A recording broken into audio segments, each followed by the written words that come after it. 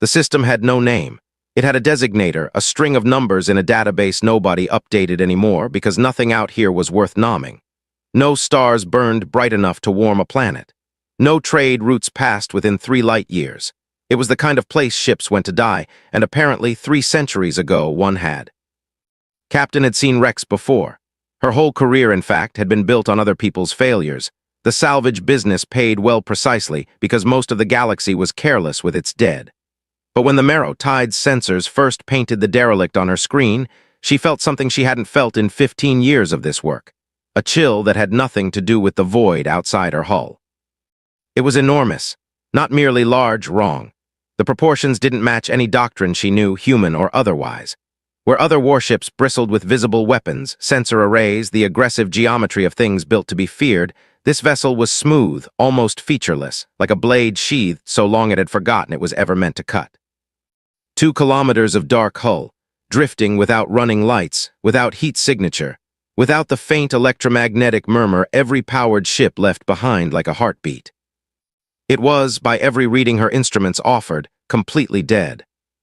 "Sensors confirm no active systems," said her first mate, not bothering to hide the greed creeping into his voice. "No defense grid, no transponder, no claim beacon." He grinned with too many teeth. "Captain, this is a derelict king's ransom just sitting here waiting to be opened." Didn't share his enthusiasm. She'd been doing this long enough to know that the biggest prizes were usually the ones nobody else had dared touch, and there was always a reason for that. She said, turning to her engineer, "Talk to me." Was already hunched over her console, antennae twitching in the particular way they did when she was nervous and trying not to show it. They were an exiled people, scattered across a dozen fringe territories after their collapsed 2 generations back. And if there was one thing they were known for besides brilliant engineering, it was a healthy respect for old ghosts. "The hull material isn't in any registry," said slowly. "Not alloy work, not composite, not even old designs, and those are supposed to be the oldest confirmed shipbuilding tech we know of. Whatever built this predates our catalogs entirely." She paused. "Captain, there are stories, old ones. My grandmother used to talk about silent graveyards, places where ships from the vanished war were supposed to be left alone." Snorted, "Bedtime stories." "Maybe," said, "but bedtime stories come from somewhere." Studied the wreck a long moment, running calculations she didn't need a computer for. A find like this could set her crew up for life. New ships, cleared debts, a name that meant something in salvage circles for a generation. Or it could be exactly the kind of grave better left unopened. Greed won, as it usually did. "We dock," she said. "Minimal crew. In and out, cataloging only, nobody touches a control panel without my say-so. If anything reads active, anything at all, we're gone before you finish the sentence." Understood. The boarding party was small herself, and 2 security hands. The airlock cycling open onto the derelict's interior was the quietest sound had ever heard swallow a room. No hiss of stale atmosphere venting. No groan of ancient metal settling. The corridor beyond was pristine, lit by nothing, holding a stillness so complete it felt less like an empty ship and more like a held breath. Their suit lights swept over walls unmarked by decay, floors free of dust, doorways sealed with a precision that spoke of design, not accident. Ran a hand along a bulkhead and went very quiet. "Captain," she said, "this isn't just old, this was put to sleep, deliberately. Everything here was meant to last." Deeper in, past armories with racked weapons still gleaming under 3 centuries of nothing, past berths made and waiting as if their occupants had stepped out only a moment ago, they found a chamber at the ship's heart. A core, dark and silent, humming with the faintest whisper of dormant power, like something breathing so slowly it could be mistaken for stillness. Laughed, nervous now instead of greedy. "Some tomb," he said. "Whoever they buried in here sure didn't want visitors." Didn't laugh. She was staring at an inscription etched faintly into the core housing, 3 words in a script none of them recognized, but which some old survival instinct in the back of his mind read, correctly, as a warning. She was wrong about one thing, though. It wasn't a tomb. It was waiting. They didn't mean to wake it. That was the part would replay in her mind 100 times afterward. How small the mistake was, how reasonable, how routine. Had connected a passive diagnostic probe to a secondary junction, the kind of low-risk read every salvager performed 1,000 times over a career, designed to pull data without touching anything live. The ship answered anyway, Not with alarms, not with weapons charging or bulkheads slamming shut. With light, soft, blue-white light blooming along the corridor's edges like a held breath finally released, tracing pathways that had clearly once guided living feet through these halls. Somewhere far off, a low hum rose beneath the silence, patient and enormous, like something ancient turning over in its sleep. "I didn't do that," said immediately, backing from her console. "Nobody's blaming you yet," said, though her hand had already found her sidearm. "Report, what did we wake?" "Archive systems," said, scanning frantically. "Just archive systems, I think logs, records, maybe some low-tier maintenance routines. Nothing weapons adjacent. Core power hasn't spiked." She hesitated. "It's choosing what to show us." That detail unsettled more than any alarm would have. Over the next several hours, huddled in the archive chamber while grumbled about wasted time, and the two guards kept nervous watch on the corridor, they pieced together fragments the ship allowed them to see. Ship's logs, half-corrupted, chronicling a war none of their histories properly recorded, a war fought by a species called human, in an era the own oldest texts referred to only obliquely as the vanished war, the silence, the reckoning. Different names, same historical wound. An age when several of the galaxy's great powers collapsed within a single generation, their causes never fully explained, their survivors strangely reluctant to speak of it. "There's a pattern buried in the timeline," said, pulling data onto a shared display, her voice tight with the particular excitement of someone finding a thread she desperately wanted to keep pulling. "Every major collapse, the old compact, the Second Dominion, 3 separate war clans, happened within a decade of this era, during humanity's war, and every single record from that period is either missing, sealed, or contradicts itself." Thought of her own history lessons, the vague unease that always surrounded discussions of that time, the way even scholars changed the subject. "You're saying humanity was involved in all of it." "I'm saying nobody's ever been allowed to say that," corrected. "There's a difference." Arms crossed by the doorway, finally spoke the thought clearly nobody wanted to. "So what happened to them? The humans? If they were fighting a war big enough to topple half the galaxy, where did they go?" The archive answered before could stop it, not with words but with an image. Hundreds of vessels like this one, scattering outward from a burning core world, engines flaring once and then going dark, one by one, deliberately extinguished, drifting off into the void to be forgotten. "They didn't lose," whispered, staring at the image. "They stopped." The room went very quiet, even had nothing clever to say. Felt the weight of it settle over her slowly, not fear exactly, not yet, but the dawning understanding that they hadn't stumbled onto a wreck at all. They'd stumbled onto the edge of something the entire galaxy had spent 3 centuries quietly agreeing not to look at too closely. "Captain," said one of the guards from the doorway, voice tight, "you should see this." At the far end of the archive chamber, a section of wall they'd assumed was decorative paneling had begun, almost imperceptibly, to glow. The same soft blue-white as the corridor lights, pulsing now in a slow, deliberate rhythm. Like something breathing. Like something listening. Said carefully, not taking her eyes off the light. "Tell me that's not what I think it is."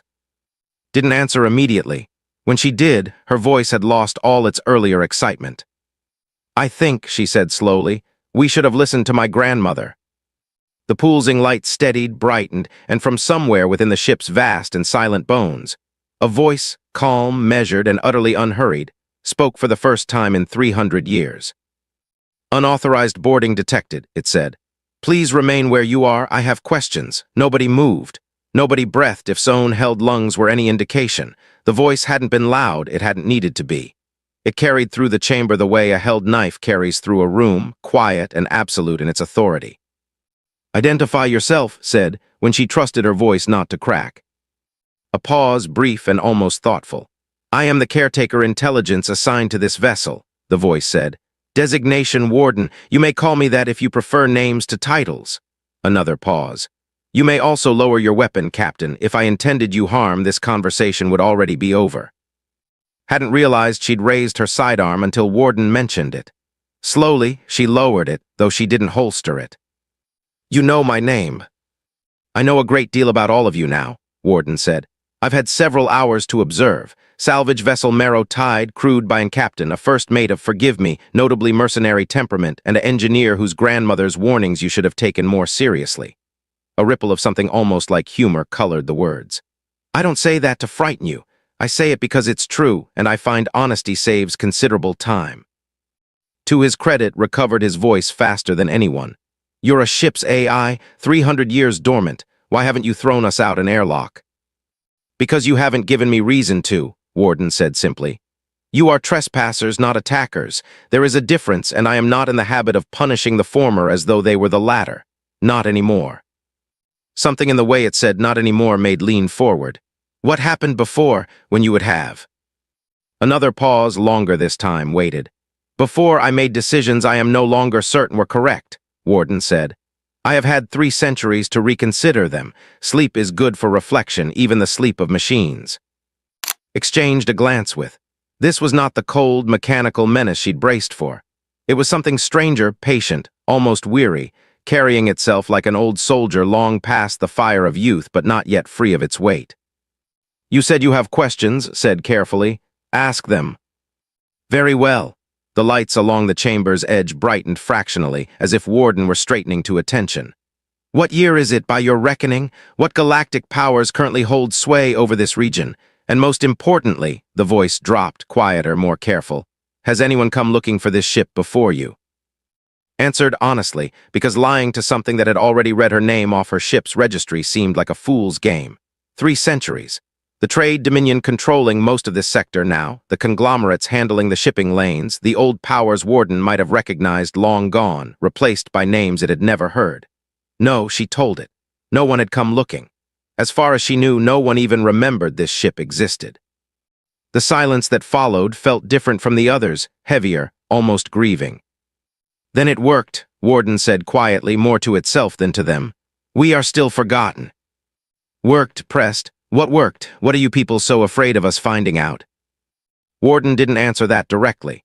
Instead, it did something none of them expected. It began carefully and selectively to show them things. Not everything, understood instinctively. Warden was choosing exactly what it wanted them to see, feeding out truth like rationed water. Fragments of a war fought across dozens of systems. A species, human, that had entered the galactic stage relatively young, relatively unprepared, and had been nearly annihilated for it. And then, over the grinding attrition of decades, had not. You were losing, said slowly, watching the fragmented records scroll past. Everyone always said humanity lost that war. Everyone was meant to believe that, Warden said. It was safer for everyone, including us, if the losing was the story that survived. Arms still crossed, finally asked the question underneath all of it. And the winning, what was the real story? The lights dimmed, just slightly, as though Warden itself needed a moment to decide how much more it was willing to give away to strangers who had wandered uninvited into a secret 300 years buried. That, Warden said finally, is a conversation I would prefer to have somewhere safer than an open archive chamber, with a Warfleet's transponder signature currently entering the outer edge of this system. Every head in the room turned toward the door at once. That's not possible, said, pulling up his own scanner with shaking hands. We didn't send anything. Nobody knows where. Someone always knows, Warden said, and for the first time its calm, measured voice carried something unmistakably close to old, tired dread. That is rather the problem. Scanner wasn't lying.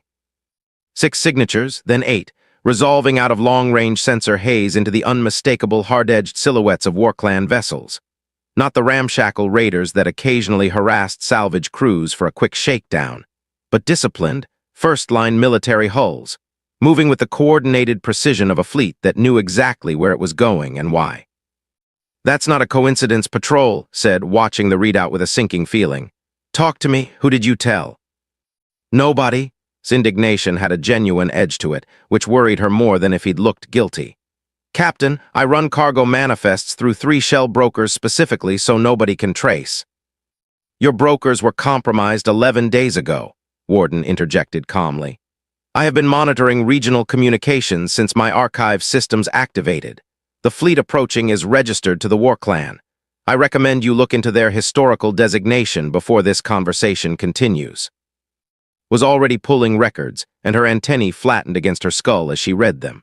She said slowly, Captain, this clan's founding lineage traces back to a merchant house that made its fortune during the vanished war era, weapons contracts, salvage rights over territories that got abandoned during the collapse. She looked up. They didn't just profit from that war. Some of the oldest historical threads suggest they may have helped end it on the side that wasn't human.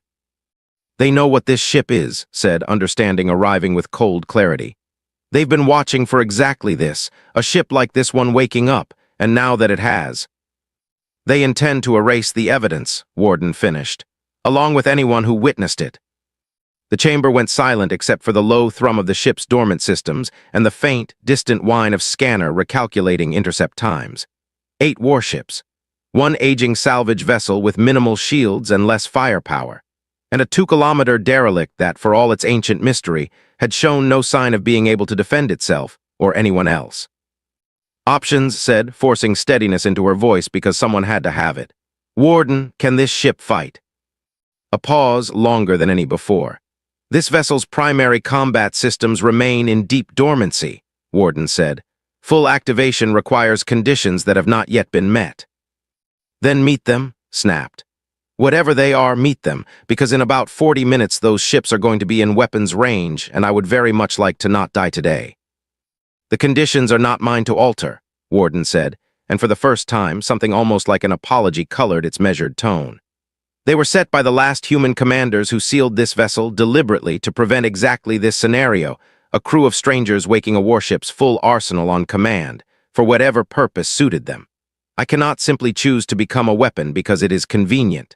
That decision was taken out of my hands on purpose. Felt something close to despair claw up her throat, fast and ugly. Then what good are you? I did not say I was helpless, Warden corrected gently. I said I could not simply choose violence. There is a difference, Captain, and it may yet save your lives. Still scanning frantically, made a small, strangled sound. Captain, the fleet isn't hailing us. They're not demanding surrender, not offering terms. They're just converging, finished, watching the tactical display resolve their approach vector with brutal clarity. Not an arrest, not a negotiation, an execution dressed up as a salvage dispute nobody outside this system would ever hear about. She thought, in the strange, suspended clarity that sometimes arrived alongside genuine terror, of every choice that had led her here, the greed that made her dock, the curiosity that made her stay, the string of small, reasonable decisions that had somehow assembled themselves into a noose. She thought of grandmother's warnings, dismissed as bedtime stories. She thought, absurdly, that she would very much like to live long enough to apologize for that. Warden, she said, voice steadier than she felt. You said the conditions for full activation weren't yours to set. Fine. Then tell me what they are, because I refuse to die in a system nobody's ever heard of without at least understanding why. Another pause. When Warden spoke again, its voice had shifted, not colder, but sharper, focused, like something old and patient finally allowing itself to consider a possibility it had not permitted in 300 years. The conditions, it said slowly, require this vessel and its crew, its true crew, myself included, to be under direct, confirmed, hostile attack, with no viable path to retreat and no ambiguity remaining about the intent of the aggressor. His voice, when it came, was very quiet. Captain, in about 35 minutes that's going to describe exactly where we're standing. Looked at the dormant core, silent and enormous, humming faintly beneath their boots like something holding its breath, waiting to see if the galaxy had finally given it permission to wake. Then I suppose, she said, we're about to find out what this old ghost is really capable of. The next 30 minutes felt longer than the 3 centuries the ship had spent asleep. Ordered the Marrow Tide undocked and repositioned behind the derelict's bulk, more out of instinct than any real hope it would provide cover. Against 8 warships, a salvage vessel's shields were a formality, a polite fiction that would last perhaps 2 volleys before failing outright. But it bought minutes, and minutes were currency now. Inside the derelict, Warden continued speaking, and understood without being told that it was doing so deliberately, filling the terrible waiting silence with truth instead of letting fear fill it with worse things. You asked what humanity built, Warden said, as worked frantically at a console trying to route what little power she could toward the ship's ancient shield grid, more out of the need to be doing something than genuine expectation of success. I will tell you, because I suspect you have earned the honesty, and because you may not survive the next hour without understanding what you are standing inside. I'm listening, said, watching the tactical display where 8 red icons crept steadily closer. We did not lose the vanished war, Warden said. That was the story we allowed to survive because the truth was more dangerous than defeat. We won it. Not cleanly. Not without cost that gutted 3 generations of us to the bone. But we won at a scale that would have made humanity, in the war's immediate aftermath, the single most militarily dominant power this galaxy had seen in recorded history. Checking weapons that would do essentially nothing against what was coming, looked up sharply. That's not possible. Nobody's ever. Because we chose not to be that power, Warden continued, unbothered by the interruption. Our commanders understood something even in victory. A species capable of winning that war, exhausted and grieving and armed to the teeth, was 1 bad decade away from becoming exactly the kind of tyranny we had just spent a generation dying to prevent. So we made a choice. We scattered. Hundreds of vessels like this one, sent to the edges of known space, powered down, hidden, waiting, not for conquest, but for a threshold. A moment when waking would be necessary rather than merely convenient. A moment like this one, said quietly, not looking up from her console. A moment like this one, Warden agreed. Felt something shift in her chest, not quite hope, not yet, but the first loosening of a fear that had felt, moments ago, entirely without shape or limit. So when the fleet opens fire, they will do what generations of careful secrecy failed to accomplish, Warden finished. They will confirm, beyond any ambiguity, hostile intent against this vessel and its crew, with no path of retreat available. They will, without meaning to, hand me exactly the authorization my makers from everyone else. A pause, and something almost like grim amusement colored the words. I find a certain grim symmetry in that. The instrument of my awakening, being the very people who spent 3 centuries hopping I never would. The tactical display chimed. Weapons range in 3 minutes. Warden said, throat tight. When this happens, when you wake, what are we going to see? The lights along the chamber's edges pulsed once, slow and deliberate, like something ancient drawing a long, final breath before a plunge. You are going to see why, Warden said quietly. Every old power in this galaxy that remembers the vanished war, even in fragments, even in half-forgotten warnings passed down as bedtime stories, made absolutely certain never to wake a ship like this one on purpose. Outside, the fleet's lead vessel opened a channel, not to negotiate, understood immediately from the cold, clipped tone, but simply to announce, as a formality before erasure, precisely what was about to happen to them. Salvage vessel Marrow Tide, the voice said. You are in unauthorized possession of restricted historical assets. Stand by for. The first volley came before the sentence finished. And somewhere deep in the derelict's ancient bones, something vast and patient and long, long overdue finally opened its eyes. The lights didn't flicker on gradually this time. They ignited, every corridor, every chamber, every dormant system across 2 kilometers of hull blazing to life simultaneously in a single heartbeat, as though the ship had been holding a breath for 300 years and had finally been given permission to release it. Felt the change through the deck plating before she understood it intellectually. A vibration, low and enormous, running through the Marrow Tide's hull where it sheltered against the derelict's flank. The sound of something colossal drawing power that had sat coiled and waiting since before her grandparents were born. Core activation confirmed, said, staring at readouts that were climbing faster than her instruments seemed designed to track. Captain, power output is, I don't have numbers for this. My scanner doesn't have numbers for this. Outside, the fleet's first volley, which should have been the opening note in a swift, one-sided execution, struck something that hadn't been there a moment before. A shield grid blooming across the derelict's hull in an instant, absorbing the impact with a casual efficiency that made the attacking fleet's weapons look, suddenly, almost decorative. They weren't expecting that, said, something between terror and delight cracking through his voice. No, Warden agreed, and its voice had changed too, still calm, still measured, but carrying now an unmistakable current of readiness beneath the surface, like a blade finally drawn after centuries in its sheath. They were expecting a grave. I would like to correct that expectation. What followed would reflect much later, the kind of battle she'd imagined when she pictured Ancient Unleashed. There was no single overwhelming blast, no galaxy-ending display of force. What there was, instead, was something almost more unsettling, precision. Warden didn't fight like something desperate to prove its power.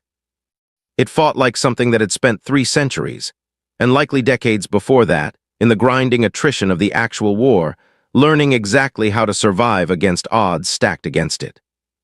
Point defense systems that shouldn't have existed on a vessel, this old picked apart incoming fire with contemptuous ease.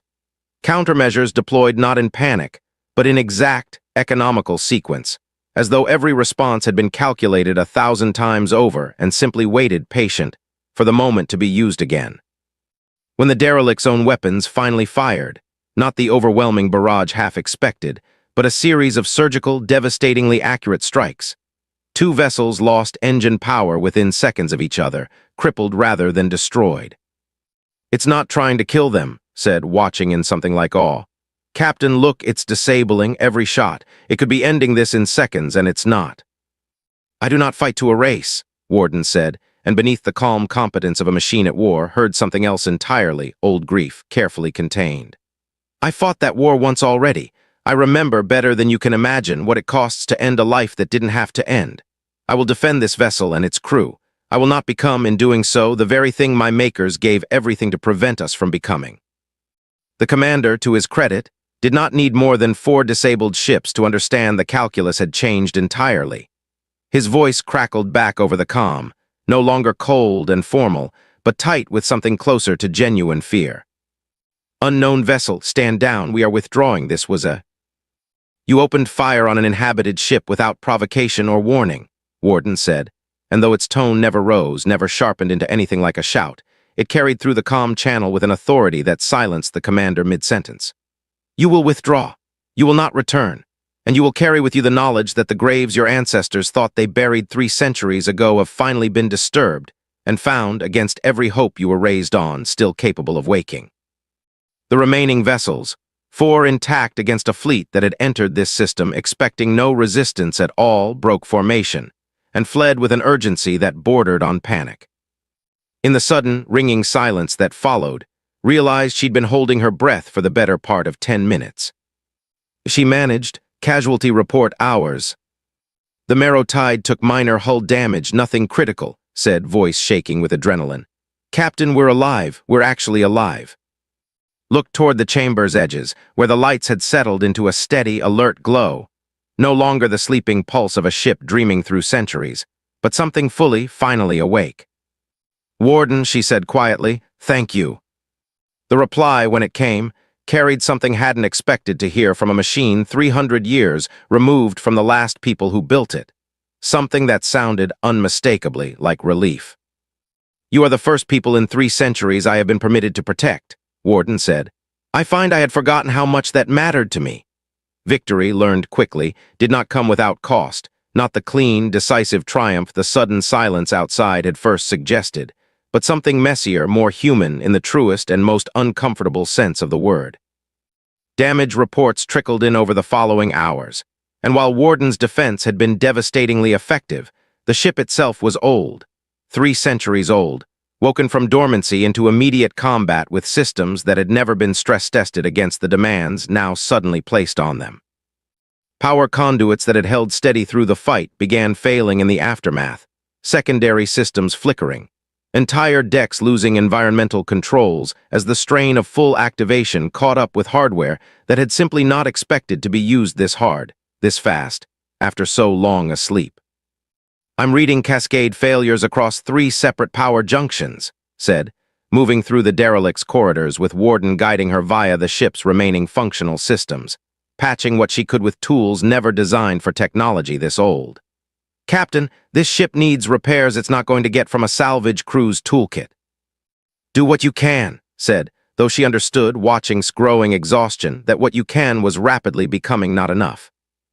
It was in the long hours of makeshift repair, crawling through corridors lit by emergency backup systems, while Warden talked her through junction after junction. That, and through her, the whole crew began to understand something about Warden that the battle's cold efficiency had obscured. "You keep apologizing," said at one point, elbow-deep in a damaged relay, sweat stinging her eyes. "Every time a system fails, every time you have to reroute power away from something. Why?" Warden was quiet a long moment before answering. "Because I remember what these systems were built to do and by whom," it said. "This junction you are repairing, it was installed by a technician named during my construction. He used to talk to me while he worked before I was fully activated, before there was any reason to believe I could understand him. I retain fragments of those conversations, I do not know if that makes me sentimental or simply thorough in my archiving. But every failure feels, in some small way, like failing him. Stopped working for a moment, struck silent by the weight in that admission. You still remember your original crew, she said slowly. Not just their names, them. Fragments, Warden said. Enough to grieve with, if not enough to fully reconstruct. I have had 300 years of silence to consider whether that is a mercy or a cruelty. I have not yet decided. It was, of all people, who broke the somber quiet that followed, not with his usual mercenary bluntness, but with something unexpectedly gentle. For what it's worth, he said, the fact that you still carry them with you, that's not nothing, that's not just archiving. The moment was interrupted by an alert neither of them wanted. The fleet, in its retreat, had not gone quietly home. It had regrouped, reinforced, and was returning with a force nearly double its original strength, driven now not by opportunism, but by desperate, furious fear of exactly what this ship represented.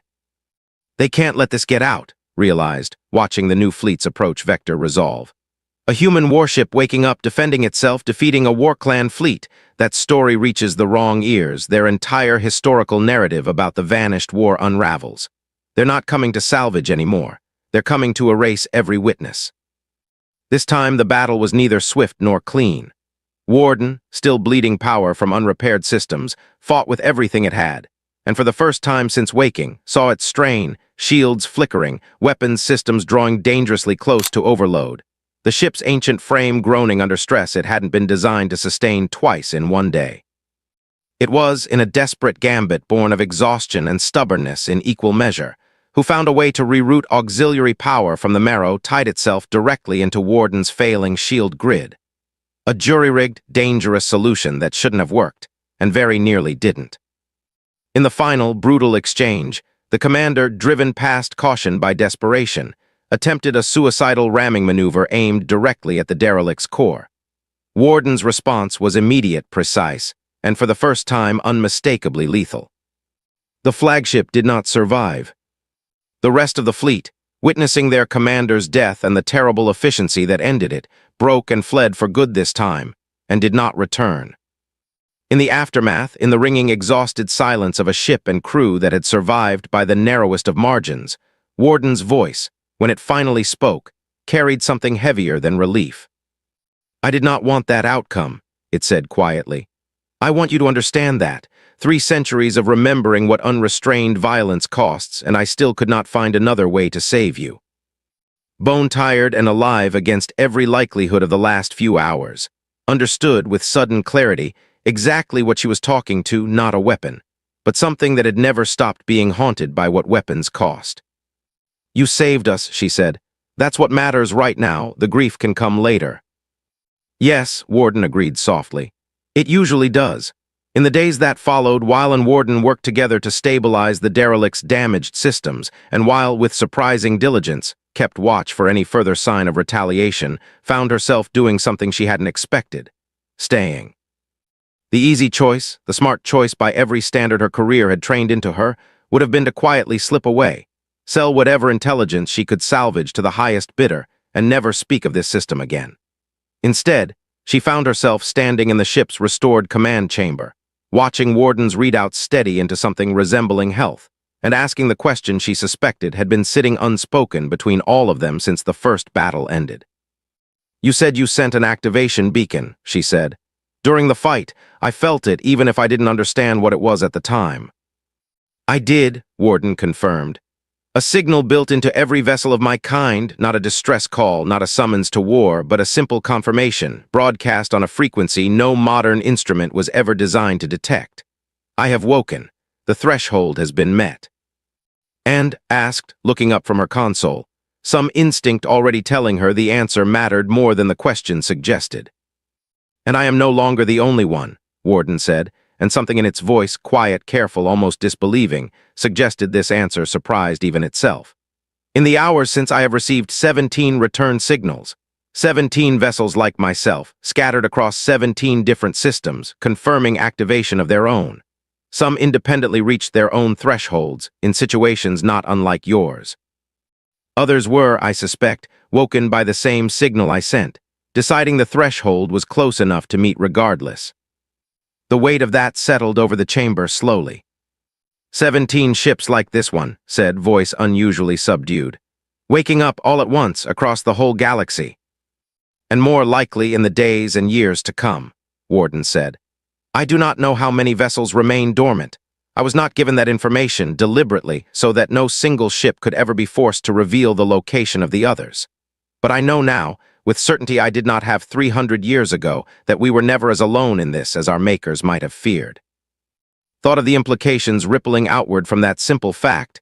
Every galactic power built, in some measure, on the assumption that humanity was extinct, or scattered into irrelevance, its old warships nothing more than half-remembered myths and cautionary tales. That assumption, quietly and irreversibly, had just become a lie. This is going to change everything, she said. Every power structure in this region may be further out than that. Yes, Warden agreed simply. It likely will. Is that what you wanted? Asked. When you built these ships, scattered them, was this the plan all along to wake eventually all at once? Warden considered the question for a long moment, the pause carrying weight that felt, too, like something closer to genuine reflection than mere processing delay. I don't believe my makers wanted a plan at all in the sense you mean, it said finally. I believe they wanted a choice, the option to wake if waking became necessary without the burden of choosing violence as a first resort or a permanent posture. What happens next is not predetermined. It depends, I suspect, on what kind of galaxy we wake up into. Whether it has learned anything in 3 centuries about the cost of assuming the quiet ones are gone for good. Looked around the chamber, exhausted but electric with the scale of what they'd witnessed. Unusually thoughtful for a man who'd spent his career valuing profit over principle. At the lights along the walls, steady now, patient, awake. They had come here as scavengers, hopping to strip a dead thing for parts. They were leaving as something else entirely, witnesses, perhaps, to the opening move of a story that had been paused, not finished, 300 years ago. So what happens now? She asked quietly. Warden's answer, when it came, carried something hadn't expected from a machine that had spent 3 centuries alone in the dark, waiting for a permission it had almost stopped hopping would ever come. Something that sounded unmistakably like hope. Now, it said, we find out if the galaxy remembers why it was afraid of us in the first place, and whether, this time, we can give it a better reason to stop being so.